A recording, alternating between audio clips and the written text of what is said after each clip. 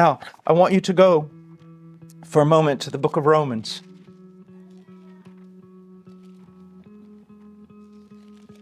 And we'll just look briefly at chapter 12. Paul says in verse 1, "Therefore I urge you, brethren, by the mercies of God, to present your bodies a living and holy sacrifice acceptable to God, which is your spiritual service of worship." Now this idea of spiritual service of worship can also be reasonable, well calculated service of worship. And so what is that service of worship? Present your bodies as a living and holy sacrifice. Now, he uses the word bodies here. He doesn't say give your heart to Jesus. What does he say?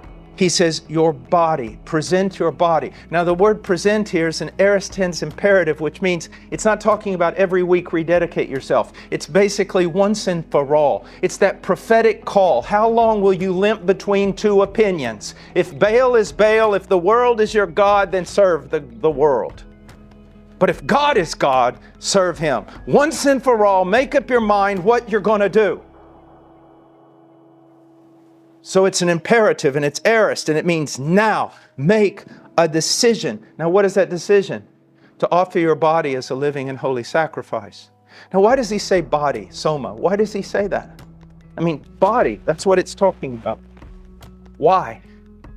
Well, as a preacher and as a pastor at times, I've had to challenge people and rebuke them, not just in a pulpit, but privately. And oftentimes when I've said, you're living in a manner that doesn't appear Christian, usually the answer I get is, you can't see into my heart of hearts. And I say, I don't need to see into your heart of hearts because I watch what your hands and feet and mouth are doing. And he says body here instead of heart of hearts, to let you know your heart of hearts. If Jesus has your heart, it's going to affect your body. You see, your heart in the New Testament, in the Old Testament, is literally the control center of everything you are. It's the control center of your will, your emotions, your desires, everything. And if Jesus has your heart, people are going to be able to see it in your body, in what you actually do. You will know them by their fruits. He's saying, offer all of you to Him, not just your heart of hearts, but everything you are.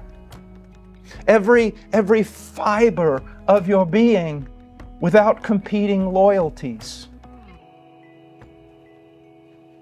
That's the great call. And you say, well, has anyone ever achieved that? Jesus did. And the true Christian, does he achieve it? Not even Paul did. But what did he do? Laying failures aside and behind him, he kept striving forward. That the desire is that my heart would be totally yours. Oftentimes when I pray for someone's child, or they ask me to pray, what I will pray is simply this, that this child will be known for their extraordinary devotion to Jesus. I don't say great preacher or great missionary, because there are great preachers and great missionaries whose heart does not belong to Jesus. Great in the eyes of the world. You see, when he says, blessed are the pure in heart, oftentimes we think of a heart that's white or no specks in it. That's not the idea so much as an unalloyed heart where there are no competing loyalties. So we desire that our heart be wholly given to Him, and we lament when it proves that it is not. When we press forward, studying the Scripture, fellowshipping with the saints, praying, using the means of grace, even the supper itself, that we might go on in greater devotion to Him. Do you see that? That's what He's asking us to do.